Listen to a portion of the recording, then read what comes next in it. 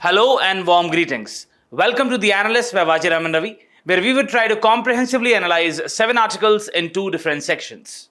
In the analysis part, we'll first have a discussion with respect to the increasing instances of train-related deaths in the country, the related challenges, and the way forward. Then in the second article, we'll have a discussion with respect to the meaning and importance of critical minerals and the way forward for India. Then in the simplified section, we'll have a look at 5 different articles from a special perspective of UPSC Prelims 2026 along with the value addition. So stay tuned. Coming to the very first topic of today's discussion, this is with respect to railway mishaps. What needs to be done? We often term the Indian railways as lifeline of the nation. But what we have been observing in the last 4 to 5 years is that there have been increasing tragic cases of train-related deaths in the country. Take, for example, the Balasore incident of June 2023, in which more than 300 people died.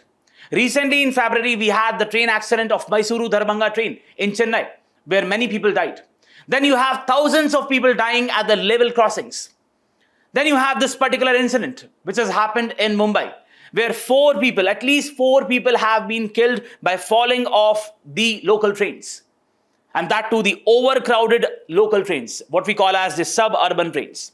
Now, this points towards the issues plaguing the railways in the country. So what we'll do is we'll talk about the importance of Indian railways. What are the challenges the Indian railways is facing? What have been the different government initiatives? And again, what can be the way forward? One of the way forward which is there in this particular article is that the railway board has proposed that there has to be the automatic door closing facility in these local trains. And there can be a possible retrofitting of these door closing facilities in the old rakes as well. So we'll look at the issue in a comprehensive manner and we'll see that this part of the infrastructure, that is the Indian Railways, is comprehensively covered. So this is a part of infrastructure railways of GS3. Now, as I told you, that the railways since the colonial times has been one of the very important pillars of the overall infrastructure. And we often term it as the lifeline of the nation, primarily because of its huge contribution to the socio-economic development of the country. Now, if we look at in the different segments, let's talk about the transportation. The Indian Railways is the dominant mode of transportation, be it for the passenger travel, be it for the freight. Let's look at the numbers. Look at the trends in the passenger volume in billions. In financial year 2023, almost 7.78 billion traveled through the trains. Then look at this, 6.73 billion in the financial year 24. Look at the freight carried by the Indian Railways, almost 1,509 million tons in 2023 and almost 1,588 million tons in financial year 24. Again, you need not to mug up the numbers. The numbers are just to give you the clarity with respect to the magnitude of its importance. Now, the data has been sourced from India Brand Equity Foundation. Very important source of data. And look at this revenue breakdown. We generally think that it is the passenger or the passenger segment which generates the most of the revenues for the Indian Railways, but that's not the case. Look at this. The freight contributes almost 67.1% of the total revenues of the Indian Railways. And then we have 26.2% contributed by the passenger. Now this both two combined cumulatively account for almost 94% of the overall revenue of the Indian Railways. That's the overall gist. Now, when we talk about the long distance travel, the Indian Railways is one of the most efficient and one of the most comfortable modes of travel when we talk about the long distance travel. Then we have the bulk goods movement. Let's, for instance, talk about the transport of the coal or transport of steel. So this acts as one of the major source of transportation with respect to the bulk goods movement. Then let's talk about the socio-economic development, very important aspect.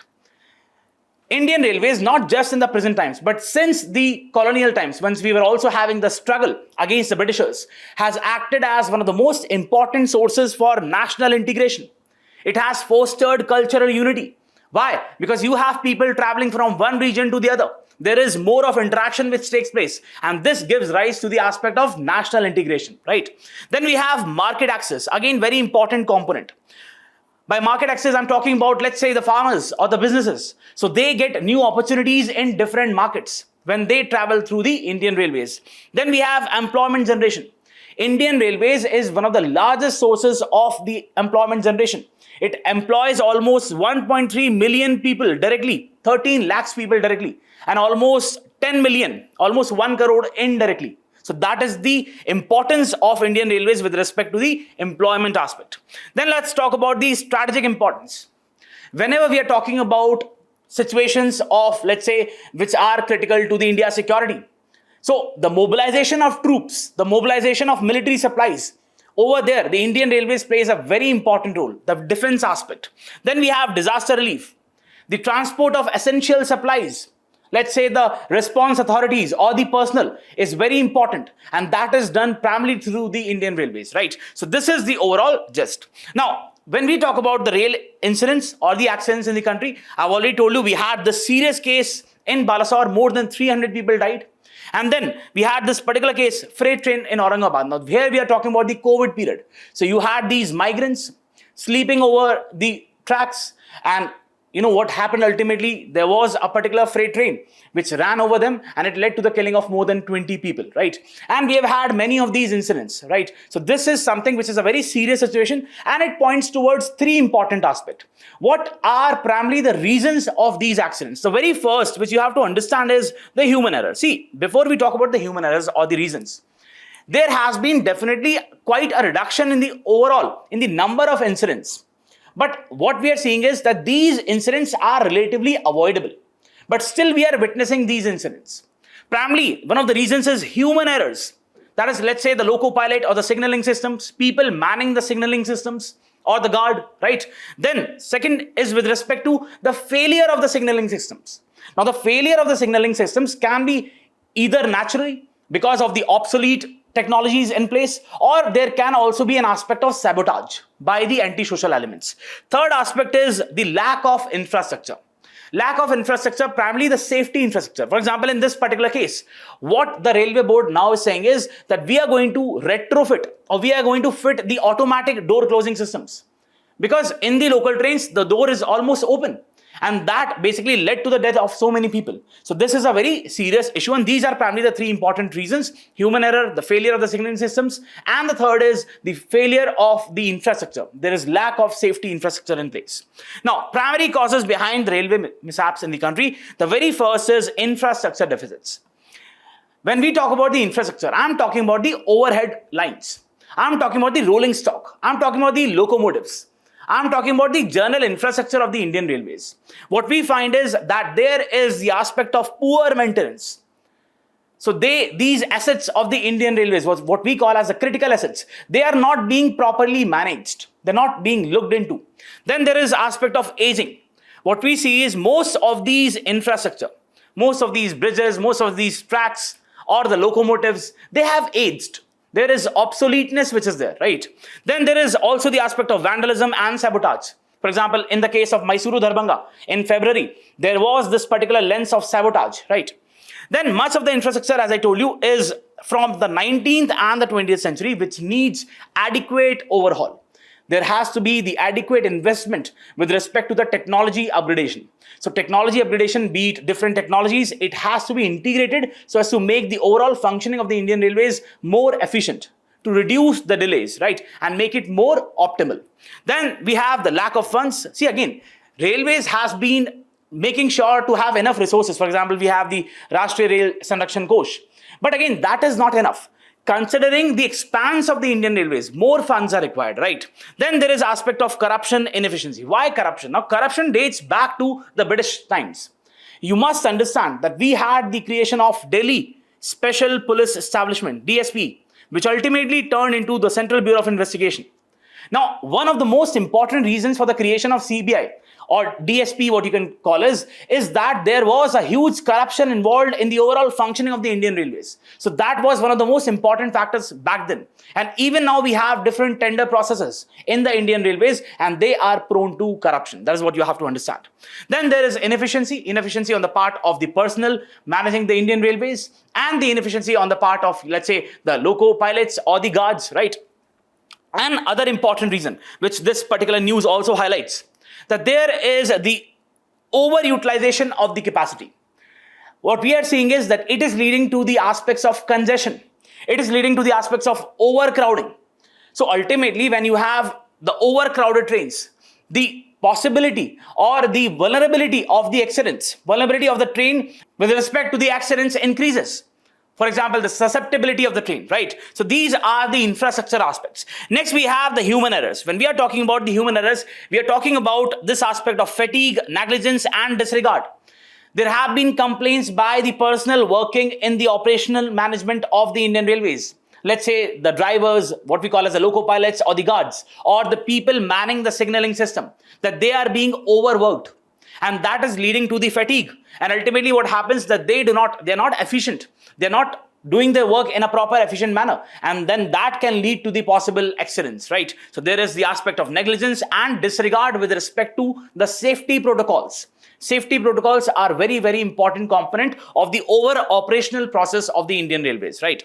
Then it results in wrong signaling, as I told you, and miscommunication. Miscommunication, for example, let's say you have the signaling system and it communicates wrongly to the driver, to the loco pilot, and then ultimately that signal, that communication goes to the guard. So ultimately you have this aspect of miscommunication, which can lead to the possible accidents. Then the staff lacks the adequate training and communication. See, what we are trying to say is that slowly there is the integration of new technologies, right?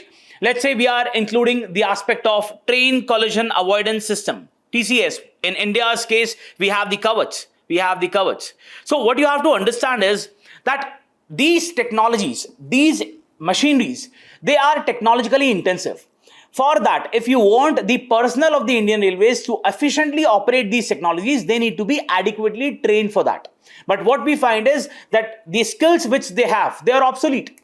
They are unable to manage these new systems, and ultimately it can lead to the possible accidents. So the staff lacks the adequate training and communication skills. Then we have signaling failures. This can be because of the technical glitches, or it can be, for example, because of the power outages on the lines, right? So there can be the aspect of natural failures because of the technical glitches, or there can be the aspect of sabotage. There can be the aspect of miscommunication, which is involved. Then leads to trains running on the wrong track. See, let's say we have the main track and the train is running on that. Sometimes because of the signaling failures, what happens is that the train is diverted to the loop line. And ultimately what happens, once it diverts to the loop line, there is another train standing or traveling on the loop line. And ultimately you have heads-on collision. And this leads to the death of people, right? So this is again a very serious issue. Then we have the unmanned level crossings. One of the most important sources of the deaths, or what you can say, the tragedies with respect to the Indian Railways has been the unmanned level crossings. What do you mean by that? What we are saying is that the track, it basically crossroads the passage on which you have the passengers, you have the vehicles, you have the cars traveling. And there is no barrier, there is no effective barrier. Let's say you have a situation of fog and you have a bike rider, or let's say you have a car traveling. That person who's basically in the car is unaware that there is a kind of a track which is having a crossroad with respect to that particular passage. So this can lead to an accident and ultimately the death of people, right? So this is one of the most important serious concerns. High risk of accident, and almost 16% of the accidents were attributed to the unmanned level crossings in the financial year 2018 and 19. Also, I have a very important data with respect to the magnitude of the accidents taking place in the country. So according to the CAG, now the reason why I'm providing you the data is, let's say there's a question with respect to the rail aspect, the rail safety aspect. You can quote these data. And as I've always told, it is the data, it is the examples, it is a flowchart which enhances the overall credibility of your answer. So very important. According to the CAG report, Comptroller and Auditor General report with respect to the derailment, what it said, from 2017 till 2021, more than 2,000 incidents have taken place with respect to the train aspects. And also according to the data by National Crime Records Bureau, NCRB, what it says, in the same period from 2017 till 2021, more than 1 lakh deaths have taken place with respect to the train aspect. Train related deaths have taken place in the same period, more than 1 lakh. So it's a very serious situation. Now, what has been done to reduce the train accidents? The very first is Rashtriya Rail Sanrakshan Kosh.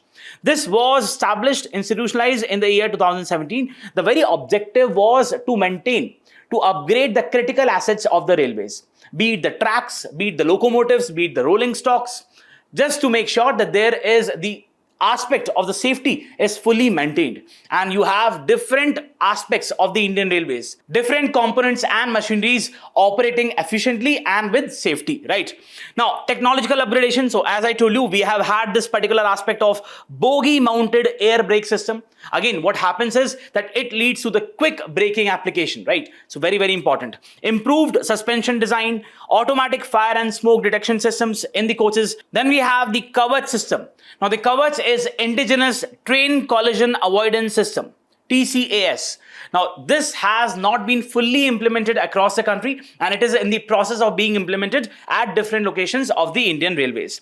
Then we have the LHB design coaches. What is LHB? So these are based on German technology, and the full form is Link Hoffman Busch.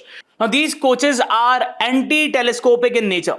What do you mean by anti-telescopic? Let's say you have the heads-on collision. You have the trains coming together. So in the normal circumstances, the indigenously developed coaches, what would happen is that they would smash and then they would collide, and ultimately you'll have people dying. But what happens in the LHB coaches is that since they're anti-telescopic, they do not smash, rather they divert, right? And they do not flip also. So this leads to the minimization of the damages, right?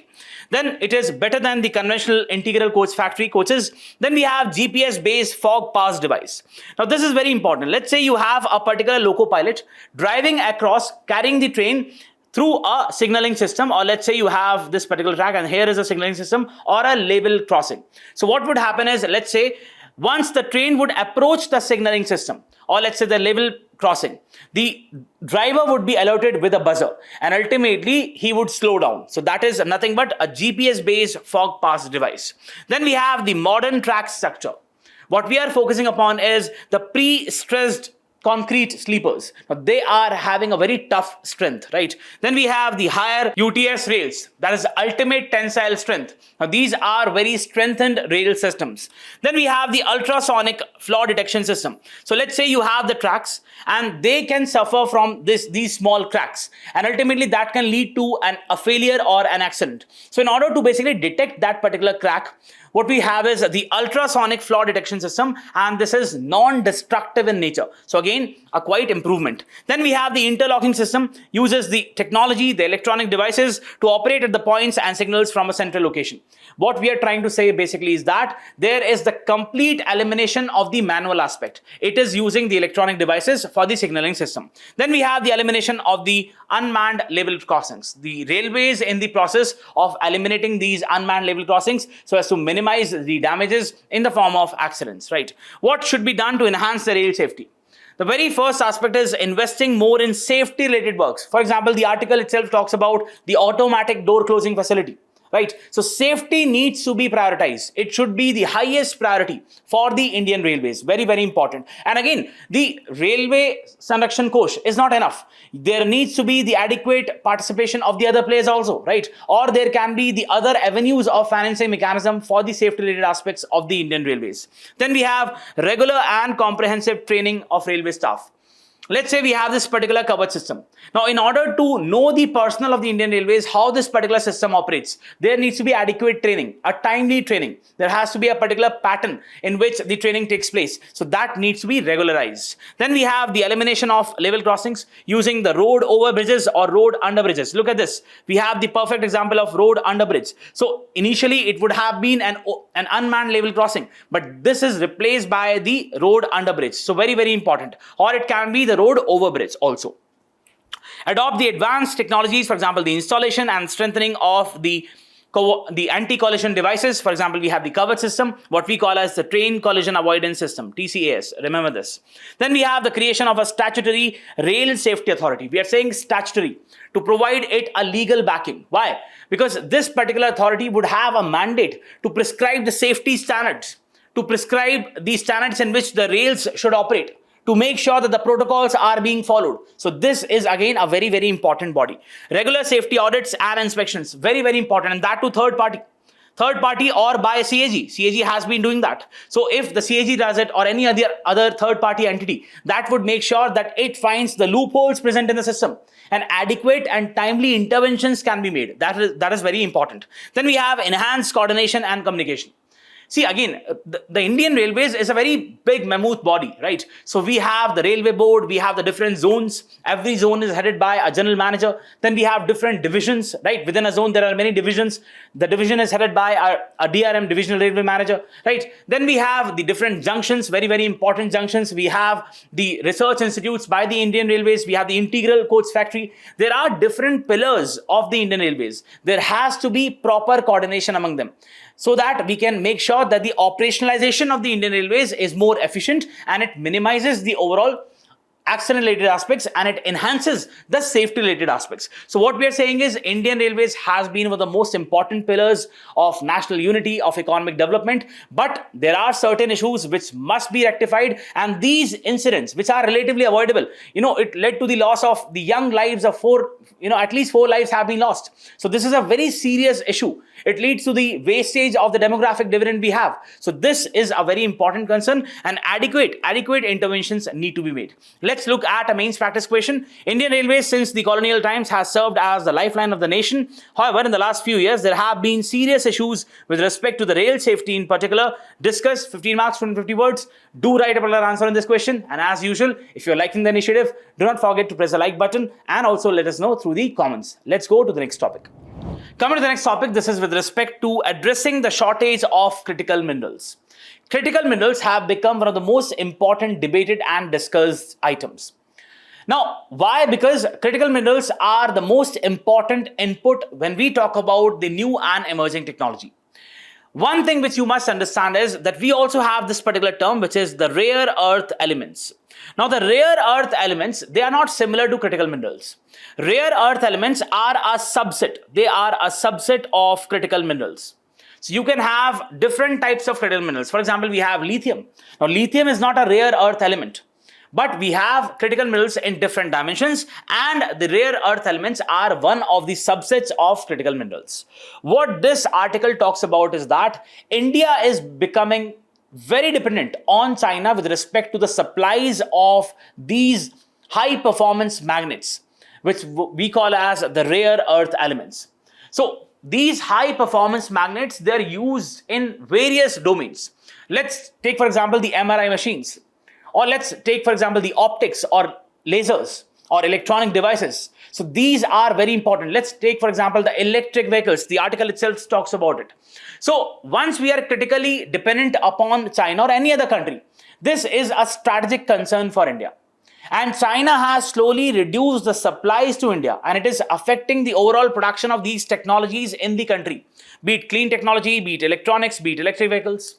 So this is the overall gist. We'll see what critical minerals are all about, what has been the stance taken by the government of India, and what should be the way forward. But before that, let's look at this article, very, very important. So you can just see India's imports of permanent magnets, mainly containing the rare earth elements, has nearly doubled in 2024-25 from the year before. So we have become more critically dependent on the imports.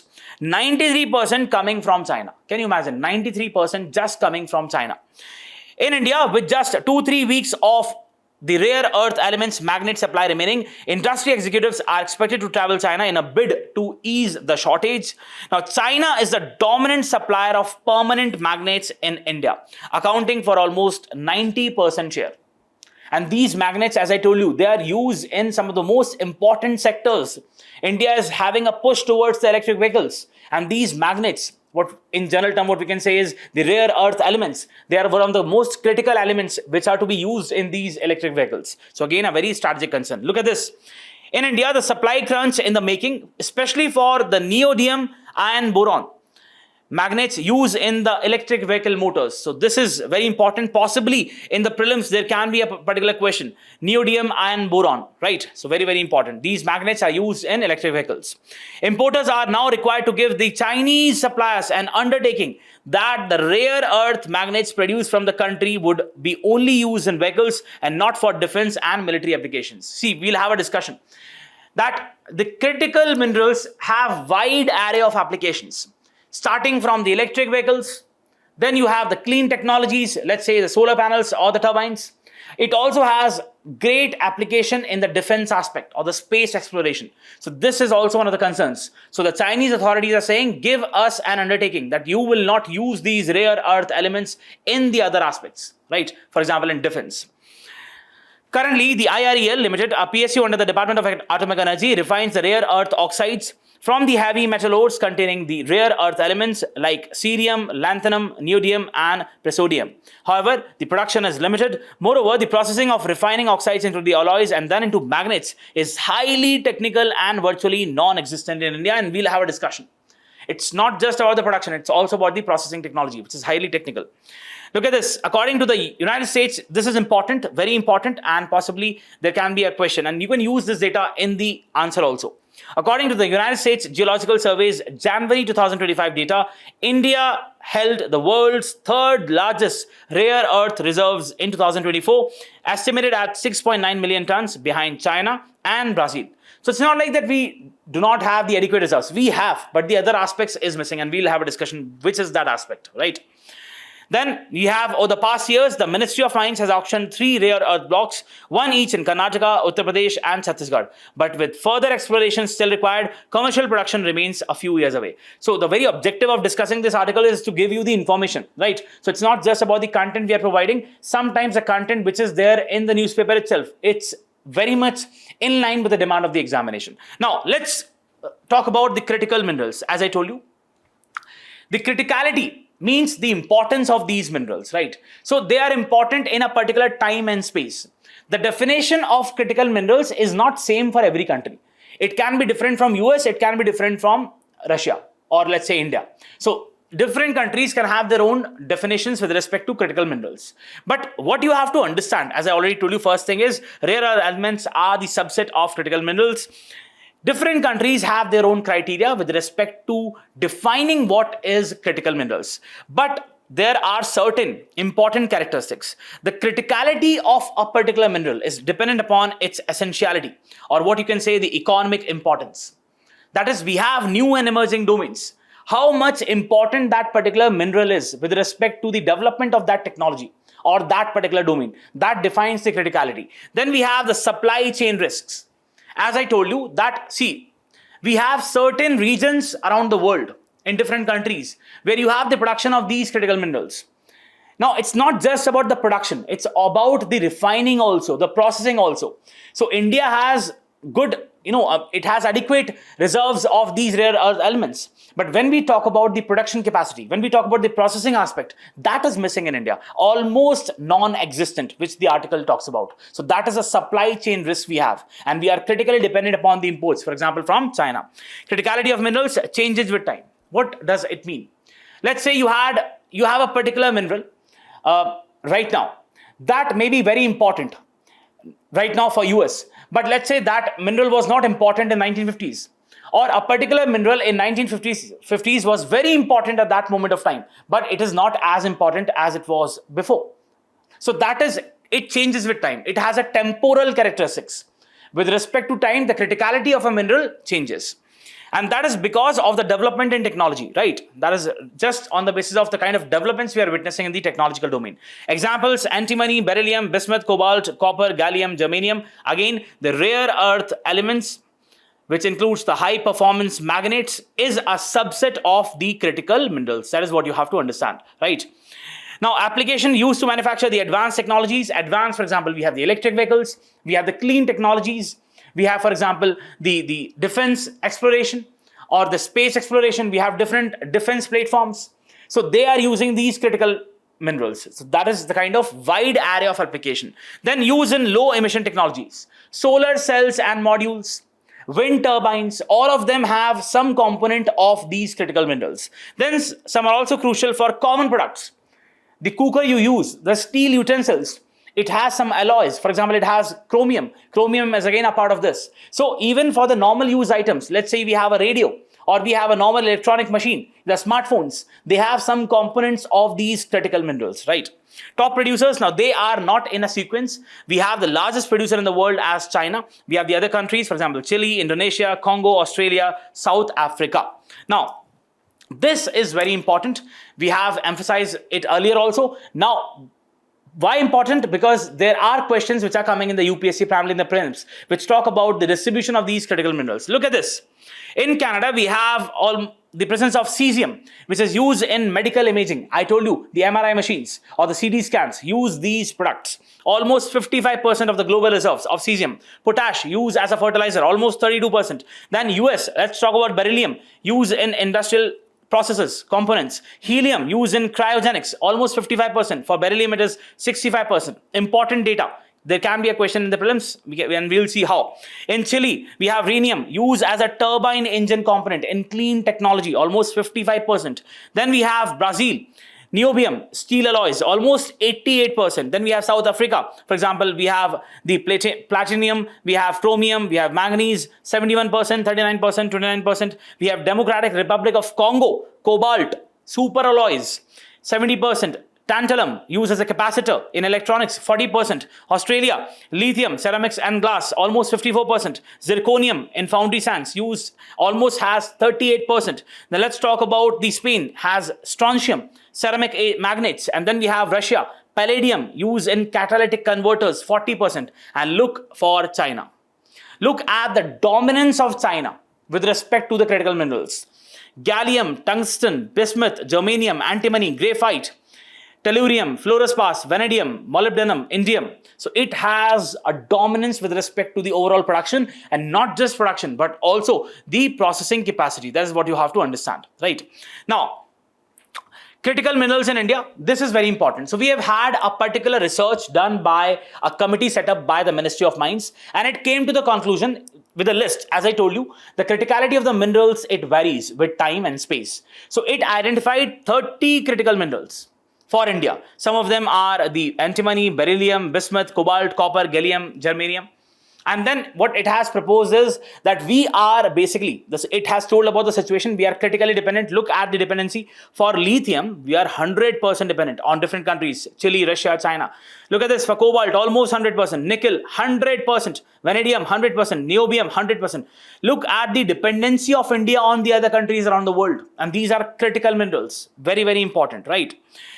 Let's talk about the significance of critical minerals for India, economic development. Now, if India has to become a Vishwaguru, especially when we talk about the technological domain, it has to invest in different technologies. It has to come up with new technologies, and that would require the input of these critical minerals. So they are very important for the overall economic development of the country. Then national security, be it different defense platforms or cyber security or computer applications, all require critical minerals. So this indirectly strengthens the overall security apparatus of the country. Then environmental sustainability. India wants to emerge as a net zero country by 2070. So how we can do that? By investing in clean technologies, and clean technologies require critical minerals, right? Be it the solar cells modules or be it the wind turbines. Then concerns, limited domestic reserves. See, when we are talking about the domestic reserves, what we are trying to say is India has these reserves at different places. But when we talk about the processing aspect, that is missing. China, for instance, it has a dominance to the tune of almost 65% when we talk about the overall production capacity. But when we talk about the processing aspect, it has a dominance of almost 75% with respect to the processing, and even more than that. That is the reason US came with a particular partnership, mineral security partnership, right? So this is in direct correlation with the kind of processing which China is doing, right? It is investing in different technologies, new technologies in electric vehicles. You have a very important Chinese manufacturer, auto manufacturer, which is BYD. You must have heard about this company. So we have to look at the picture in a very comprehensive manner. India has adequate production or adequate reserves of these minerals, but the production or the refining or the processing is not adequate, right? Increasing demand for minerals, as you'll have the expansion of technology, expansion of different domains, cyber security, manufacturing of different components for the computers. We have had the establishment of the semiconductor fabrication plant in Gujarat, right? Or we have the largest smartphone manufacturing unit in Noida itself. So as these things would increase, the demand for critical minerals would also increase. Challenges posed by China. Again, China has always been a strategic threat for India, and we are critically dependent on the imports. So this is a very strategic situation. Lack of processing and manufacturing, already discussed. What are these steps? the assessment of the availability and accessibility. Very important. There has to be a proper research done. Ministry of Mines is already doing that. What we have to basically do is constitute the expert research committees or involve different technical institutes so that they can provide the information with respect to the exploration. Because exploration is very important in order to know the exact amount of reserves present in the country. And then possibly we can further go with the processing aspect, right?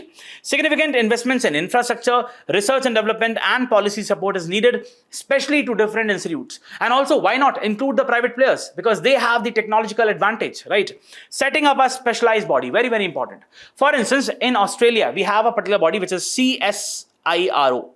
Now, this particular body in Australia, it is mainly tasked with the aspects of critical minerals. It looks into various aspects of critical minerals. So it is autonomous body. Similarly, what we can do is we can come up with an institution of eminence or a center of excellence in Ministry of Mines, which basically looks into this aspect of critical minerals. So what we are saying is, as the country develops, as you have the evolution of different technologies, this area becomes very, very important, and we cannot remain dependent upon China. First, we'll have to make sure that we have adequate indigenous production and processing facilities. Second, we need to diversify the supply chains. That's a very, very, very important thing which India has to do in order to make sure that we are self-reliant. We are not dependent upon any other country, right? So this is the overall gist. Now, let's have a mains practice question. Critical minerals are essential for India's economic security and technological advancement. Discuss the significance of critical minerals in the context of India's energy transition and industrial growth. Also examine the challenges associated with the availability and suggest measures to ensure a sustainable supply. Very, very important. Look at this particular question. This is a previous year question, right? Almost 3/4 of the world's cobalt, a metal required for the manufacture of batteries for electric motor vehicles, is produced by which country? Argentina, Botswana, Democratic Republic of Congo, and Kazakhstan. Do let me know the answer in the comment section. Let's go to the next part. Coming to the simplify section, we have the first topic which talks about a particular water harvesting model. Let's go through the gist of the article. See, we all know that we are witnessing the ill effects of climate change, what we call as the anthropogenic climate change. For example, the increase in the average temperatures or the increase of the sea levels. Now, in particular, in some of the areas in the country and around the world, what we are witnessing is the increasing instances of dry conditions, what we call as the increasing drought conditions. Now, in order to mitigate this particular situation, we have the evolution of different water harvesting systems. In fact, most of these systems are natural, right? Now, these systems, what they do is they try to basically use or exploit the rainwater and then save it for the future, right? And that can be used for the irrigation purpose or for different purposes. So this basically fulfills the need of the local population, and ultimately it increases the productivity of the agriculture also. So this is very important. What we'll do is we'll look at this particular system, and we also have a look at the different other natural water harvesting systems. The dry heartland of Rajasthan, a transformative rural water conservation model, is set to benefit farmers in the upcoming monsoons. 50 scientifically designed and climate resilient farm ponds. Look at this. So we have this particular farm, and in this particular area, we have a particular farm pond which is created. So it is lined by the plastic, if you can see. 10 crore litre seasonal monsoon runoff conservation potential. 10 crore litre seasonal monsoon runoff carrying potential, right? So this can store this much of water. The village panchayat in Jaipur's district's Ambers block is the second place in the state selected for the rainwater harvesting enterprise. The successful installation of the farm ponds in the rain-fed area of the Dausa district. So this is the second place after Dausa district. Enabled farmers to get perennial crops. So see again, if there's a constant supply of water, constant supply of sustainable supply of this water, then definitely what can happen is it can lead to the perennial crops. Otherwise, you will have the diminishing output with respect to the agriculture, and the farmers would not be able to earn money, right? So that's the overall aspect. 99.4% of the agricultural cultivable land in Jaipur is dependent on groundwater. Can you see the dependency on the groundwater? Because on the surface, we do not have the adequate water sources. The district extracts 2.22 times water recharged through rain. Use this particular information. Let's say there's a question with respect to water management. See, in the analyst, the overall objective is aligned towards the need of the examination, right? So we are basically having the discussion with respect to those topics which are really very important, which are relevant from the perspective of examination. And the objective is to make sure that you maximize, especially in the mains, right? The first two articles. So use this particular information. Let's say the extraction is almost 2.22 times. If you just write this particular data in the answer, it's going to fetch you more marks, right? The project in Kukas emphasizes the sustainability and livelihoods of peasants, involves construction of 10-foot deep plastic lined ponds on 5% of each farmer's land, reinforced with fencing. So you have the plastic lined almost 10-foot deep, and this is basically reinforced at the ends, kind of an embankment which is created. The ponds are designed to capture the rainwater, ensuring the year-round irrigation for the Rabi and the Kharif crops, the return of sustainable livelihoods, livestock, and high value horticulture. Very, very important. The vegetables and the flowers, right? And alumnus, the person. Now, let's say we are just looking at the water management aspect. Can't we use this particular example in the ethics when we talk about the contribution with respect to the public service, right? So utilize the information in the newspaper from different perspective, right? An alumnus of Indian Institute of Technology, IIT Kharagpur, Vipra Goel, who has been working with the farmers, said while the construction of 50 ponds had been completed, recently 25 more were being dug to secure the sustainable water supply to the rural households, which would help about 50,000 villagers in the region. So this example of Vipra Goel can be used in the contribution towards the public service, right? In the ethics. Definitely you can use it. Mr. Goel said that 14 lakh to 21 lakh liters of good seasonal monsoon runoff was flowing unutilized at every farm of 1 hectare in Jaipur.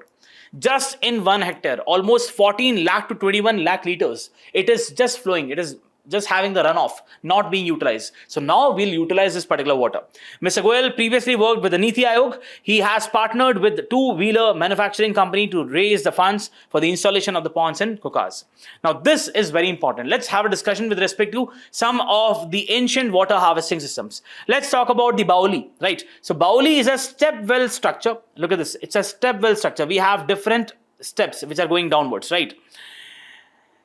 Arches, carved motifs and rooms integral to the urban water storage. So we have different rooms, right? So Bauli has in most of the instances rooms also. That is how you differentiate with Jalara. We'll have a discussion. Rajasthan, Delhi, Gujarat, Karnataka, carvings, rooms, tiered steps, seasonal water collection. Then we have Jalara. Can you see? Rectangular stepwells with tiered steps on 3 or 4 sides designed to collect water from the reservoirs. This is a Jalara. This is different from that of the Baulis, because in Baulis generally you have the rooms, right? There's no hard line difference, but again, this is the kind of differentiation we have. In Rajasthan, tiered steps, rectangular shape. Then we have talab, very common in the North Indian states of UP and Bihar. Medium-sized reservoirs, natural or human-made, regulating the water flow and preventing flooding. Look at this. We have this particular talab, right? Next, we have the other aspects, reservoir water flow regulation. Tanka, right? So this is cylindrical underground pit paved to collect the rainwater from the rooftops or catchment areas, mostly in the Thar Desert. This is what we call as Tanka, right? I have put these images so that you can get an impression in the mind and then you can remember these things. Possibly if there's a question with respect to the natural water harvesting systems, you can code these things, right? Let's talk about the others. So we have next, the Ahar Pines, reservoir with the embankments built at the end of the diversion channels for harvesting flood water. This is in South Bihar. So you can see this is Ahar Pine, right? Embankments, flood water harvesting. Then we have Johad's earthen storage pits made by excavating the 3-sided elevated areas with soil used for the 4th side. So we have this particular region as Johad's, right? This is mostly in the state of Rajasthan. Earthen pits, elevated area excavation. Then we have Panam Keni. Panam Keni is cylindrical wells made with soaked toddy palm stems considered sacred. Very, very important. Again, this is what we as Panam, right? Then we have Kadan, long earthen embankments across the hill slopes collecting the surface runoff for agriculture. In Jaisalmer, Rajasthan, look at this. We have the earthen embankment which is there and the water gets collected over here.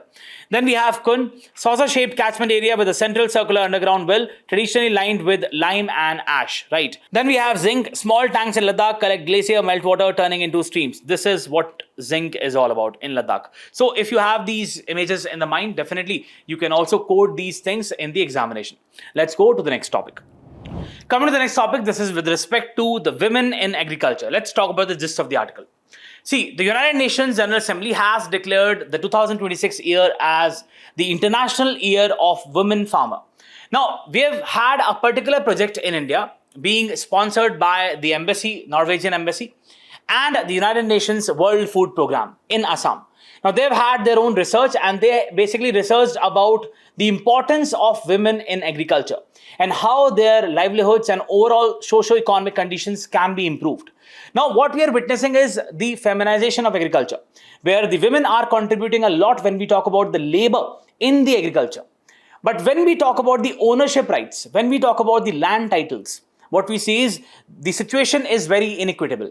That is, the women have very less land titles. They are not having the ownership of the land. And there are other issues associated with the participation of the women in agriculture. So we'll have a look, and the article gives you some of the very important data points and the reasons and the other facts, right? So the United Nations General Assembly has declared 2026 as the International Year of the Women Farmer, garnering the support of over 100 co-sponsors. The resolution celebrates the essential role of women in global agriculture while raising the awareness of their challenges, which include property rights and market access. So if there are two challenges which you have to quote with respect to the participation of women in agriculture, the very first is the property rights and the second is market access. Because in comparison to the males, they find it difficult to access the market. It distills the discussions over 6 months with 200 participants from diverse fields and backgrounds coming together to address the challenges of women in agriculture. The program is ENACT, or the Enhancing Climate Adaptation of Vulnerable Communities through Nature-Based Solutions and Gender Transformative Approaches in Assam, implemented by the World Food Program in partnership with the government of Assam. The project aims to empower the smallholder farmers, particularly women, to access the climate-related information and informed decisions to enhance their resilience. So what we are witnessing is also, as we told in the very first article, the ill effects of climate change. So we need to make the agriculture more resilient, climate resilient agriculture, what we have to focus upon. So this program aims in that direction. Ownership, control and access. Nearly half of the global food supply is made possible by the contributions of women, who are responsible for important data. 60 to 80% of the food production in developing countries and account for 39% of the agricultural labor in South Asia. 60 to 80% of food production in developing countries and account for 39% of agricultural labor in South Asia. Vital role of women in agriculture. The percentage of women who own agricultural land is significantly lower than that of the men, despite women constituting a substantial part of the workforce. Though they are contributing their labor, but they do not have the ownership rights. That's what the article is talking about. Approximately 80% of the economically active women are employed in agriculture, yet only 14% of the landowners are women, according to the National Family Health Survey. Now, see, this data is also important. Only 14% of the landowners are women. Just note this data. Then we have, according to the National Family Health Survey, the female land ownership is even lower at 8.3%. Can you imagine? Out of 100, we have only 8.3 women who have the land ownership. Very, very inequitable position. Women farmers in India report that their lack of land ownership makes it difficult to obtain the credit and limits their access to financial institutions.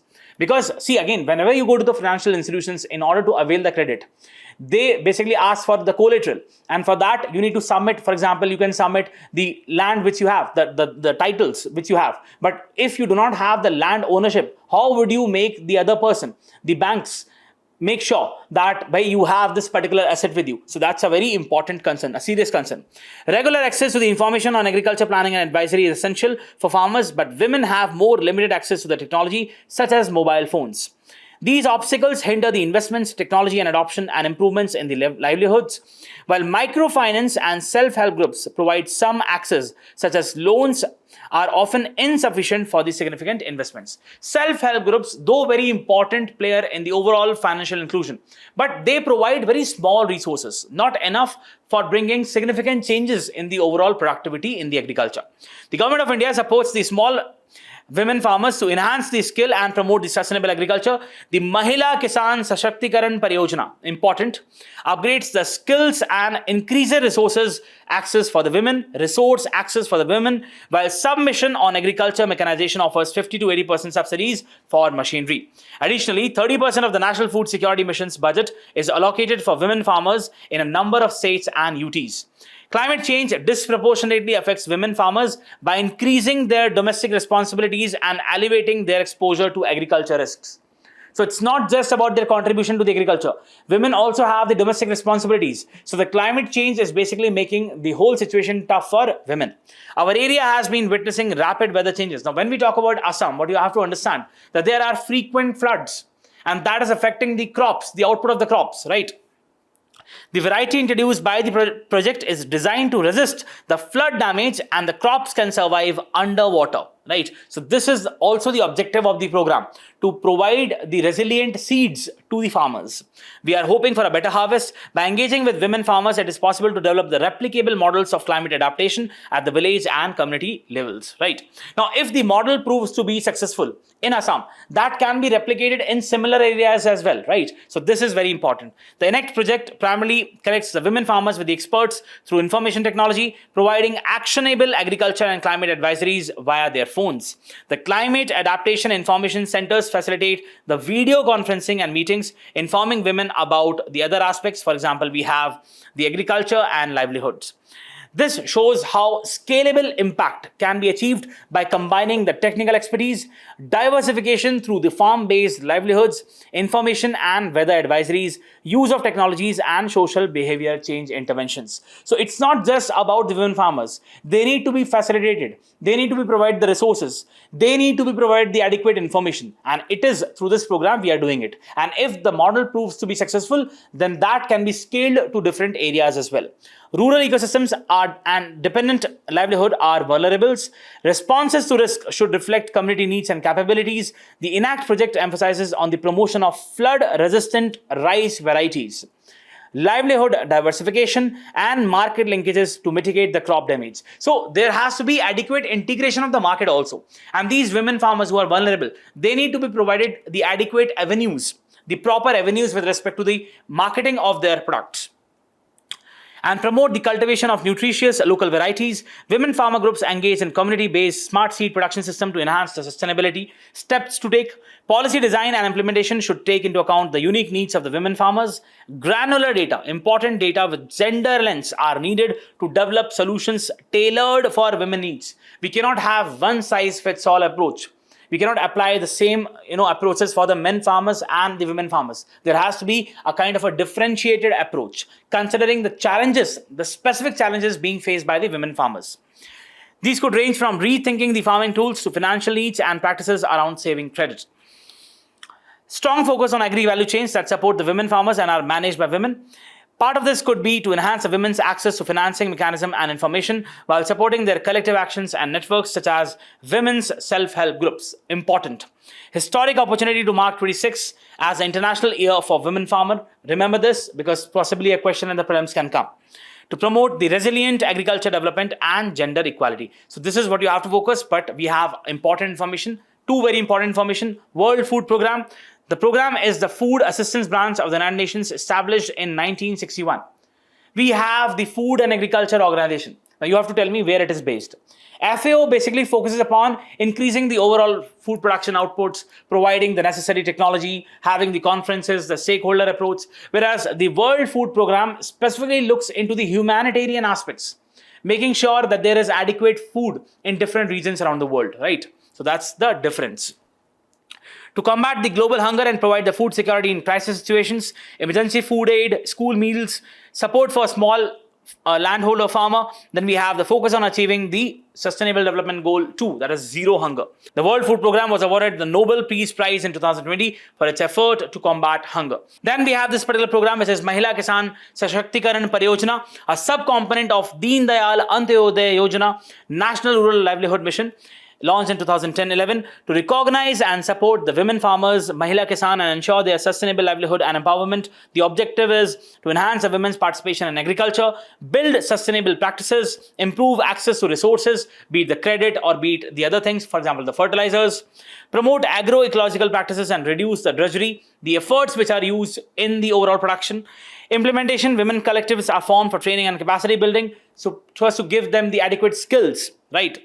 Convergence with schemes like Mahatma Gandhi National Rural Employment Guarantee Act, National Rural Livelihood Missions, and Agriculture Departments. So again, a very, very important component. Let's go to the next topic. Coming to the next topic, this is with respect to the easing of the special economic zone norms for the manufacturing of semiconductor chips and electronic units. Now, let's look at the gist of the article.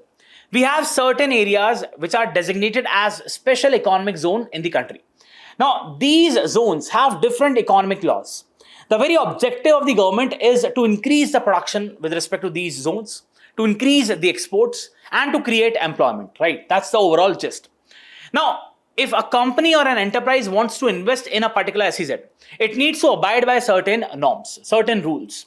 Now, in order to facilitate participation of the industry in the SEZ, we have the easing of these norms by the government. That is what you have to understand.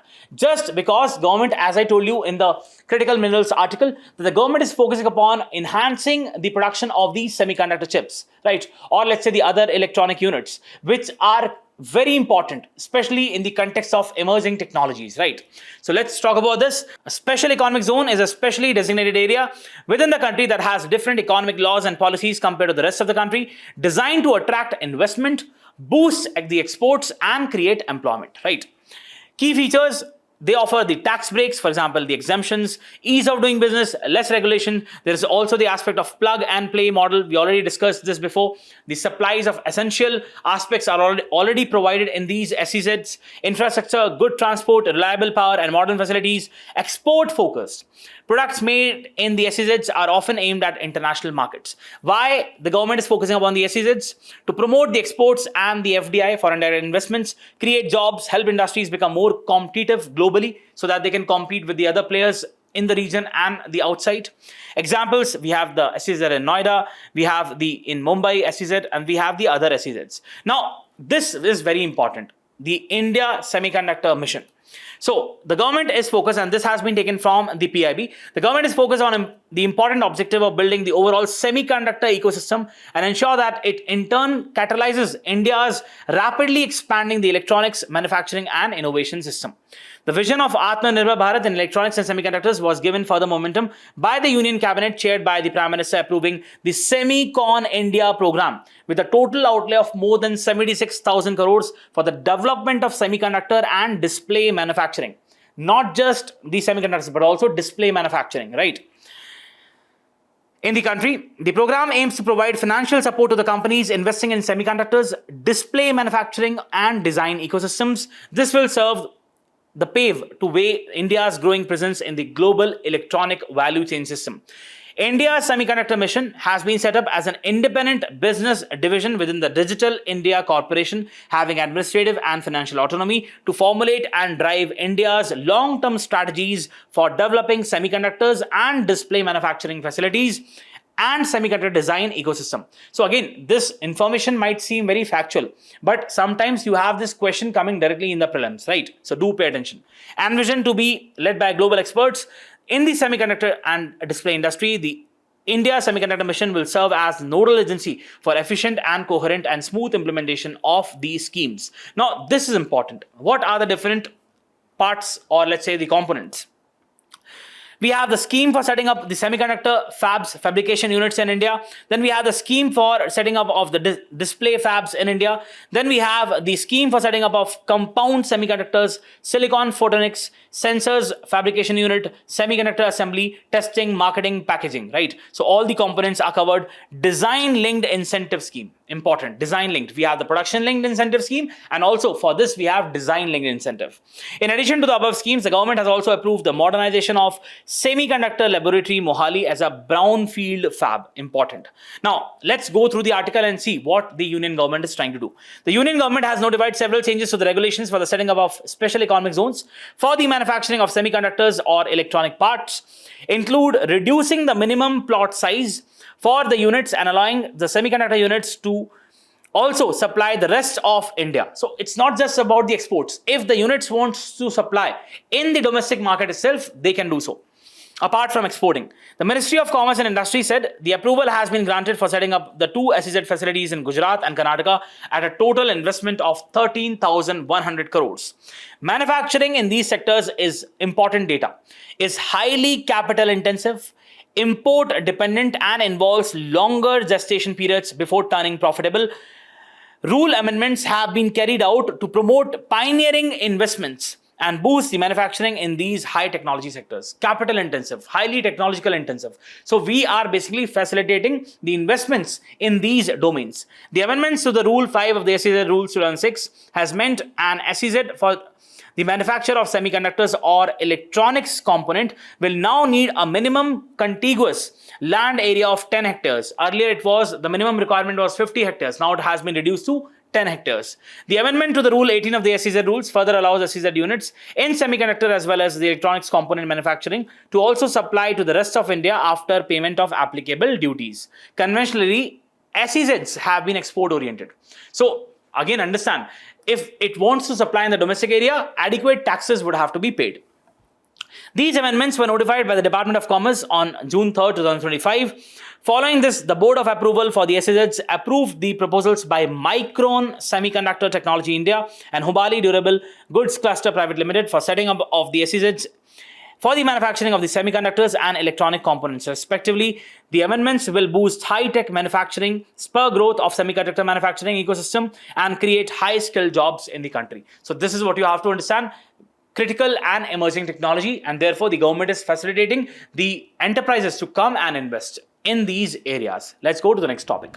Coming to the next topic, this is with respect to a specific animal, which is tardigrades, which is very resilient, very strong, and has been in existence for millions of years. Let's study about this.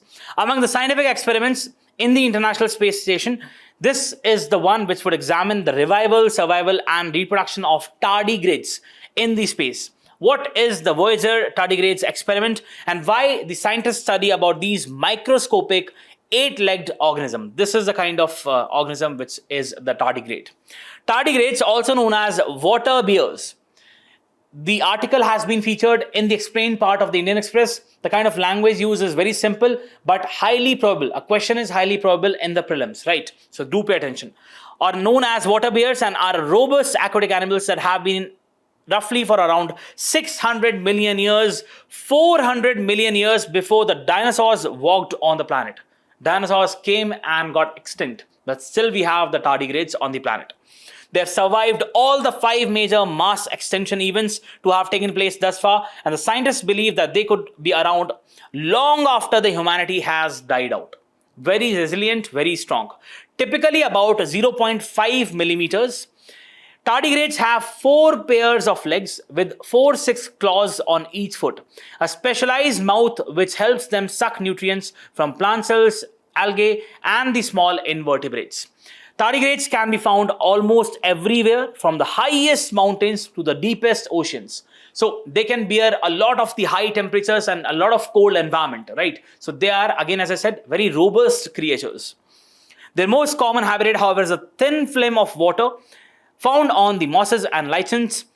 They also have this particular moniker of moss piglets, right? So generally the people or the scientific community also addresses these tardigrades as moss piglets, right?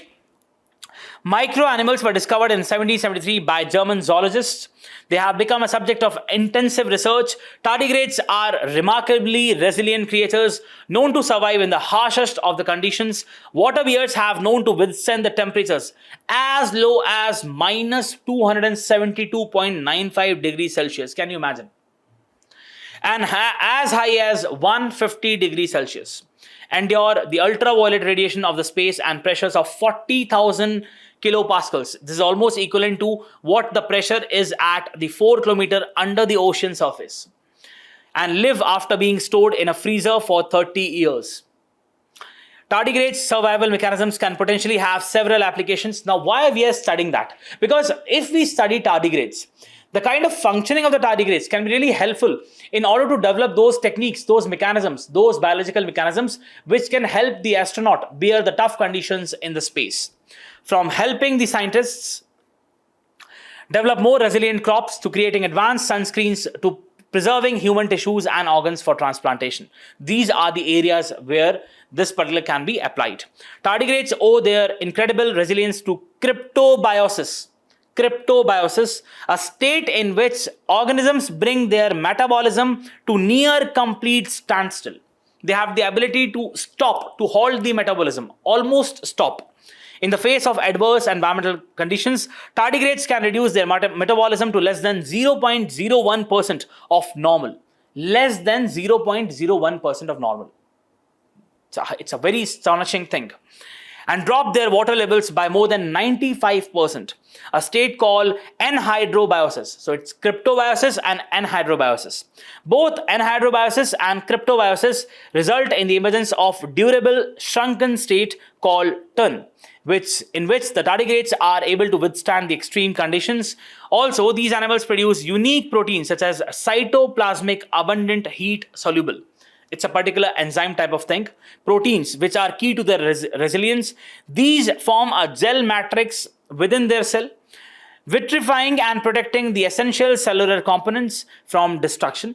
This allows them to withstand the extreme temperatures, radiation, and vacuum of space. So this is what the protein is all about, which is the cytoplasmic abundant heat soluble. What does the Voyager tardigrades experiment seeks to do? Scientists will take the tardigrades to the International Space Station in a state of TUN, that is inactivity, before reviving them and examining the effects of space radiation and microgravity on their biological processes. So in the state inactive, the state is inactive right now, they'll take it to the space and then see what is the effect of radiation on the biological mechanisms, on the metabolism of the tardigrades, to identify the genes that are responsible for making these animals resilient. Help scientists develop the strategies to protect the astronauts during the long duration space missions and preserve the biological materials for extended space travel. The survival mechanism of tardigrades can be used to come up with the strategies that better shield astronauts from the space radiation or counteract muscles and bone density loss experienced during the lengthy space stays. So there are some of the serious concerns associated with the space travel, right? Or being in the space, because it leads to the destruction of the cells, reduction of the bone density of astronauts. So once we research upon the tardigrades, possibly those mechanisms can be used by the humans also. Tardigrades have been a part of the space mission since 2007. Some 3,000 moss piglets hitched a ride to space aboard the European Space Agency's Photon M3 mission. The tardigrades in a state of TUN were kept in a little round box on the side of the spacecraft, whose lid was open in the space. Upon returning to the Earth, they were rehydrated and examined. Then what the study found that not only did many of these water bears survive the harsh space environment, some were also able to reproduce successfully. Can you imagine? It was in the state of TUN, inactivity, and then it was opened. It just had the different space radiations and tough conditions, and even then some of them were able to reproduce successfully. That is a kind of resilience and robust structure these tardigrades have.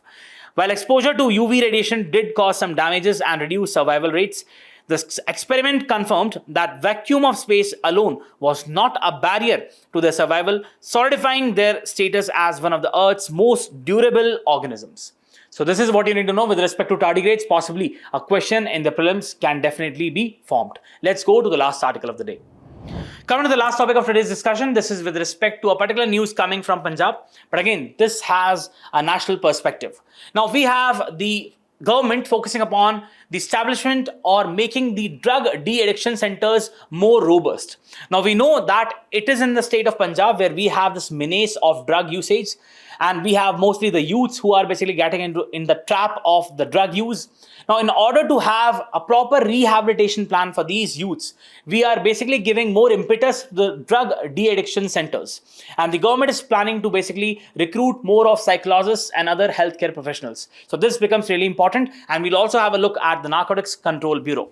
The cabinet subcommittee set up by the Punjab government to basically wage a war against the drug, establish a robust system for the treatment of drug addicts, and amid the increase in the number of drug addicts seeking treatment at government de-addiction centers. So you have more number of people coming at de-addiction centers, which is really a good thing, right? Increasing number of drug addicts seeking treatment at government de-addiction centers and hospitals, the subcommittee has moved swiftly to expand the capacity and enhance the medical support. As a part of the war against drugs campaign from March 1st and 2025 till June 8, as many as 9,580 cases were registered under the Narcotics, Drugs and Psychotropic Substances Act of 1987, and 16,348 people have been arrested. These are the people who are involved in the drug trafficking, right? Next, we have the Narcotics Control Bureau. Again, a very, very important body, and possibly a question can come in the prelims. So it's a nodal drug law enforcement and intelligence agency under the Ministry of Home Affairs. Do remember, the ministry is Home Affairs. Constituted in 1985 under the provisions of Narcotics, Drugs and Psychotropic Substances Act of 1985. Headquarters in Delhi, exercises the powers and functions in different areas. For example, coordination of actions by various offices. We have state government, we have different other departments under the provisions of Narcotics, Drugs and Psychotropic Substances Act, Customs Act, Drugs and Cosmetics Acts, and any other statutory framework. Implementation of the obligation in respect of countermeasures against illicit traffic under the various international conventions. India is also party to various international conventions in order to basically tackle the drug menace. So therefore, we have the Narcotics Control Bureau, which plays a very important role. Assistance to the concerned authorities in foreign countries and concerned international organizations. Coordination of actions taken by the other concerned ministries, departments and organizations in respect of matters relating to the drug abuse. Functions as an enforcement agency through its zonal offices. It's a very high-powered body, what you have to understand, right? Zonal offices collect and analyze the data relating to the seizures of narcotics, drugs and psychotropic substances, study trends, modus operandi, the way the different drug cartels work, the kind of operationalization of them. So it looks into those aspects and then investigates further. Collect and disseminate intelligence and work in close coordination with customs, state police and law enforcement agencies. So this is what you need to know with respect to this particular article. I hope this was a fruitful discussion and this was really helpful to you. Do let us know through the likes and the comments. And yes, all the very best. Keep studying.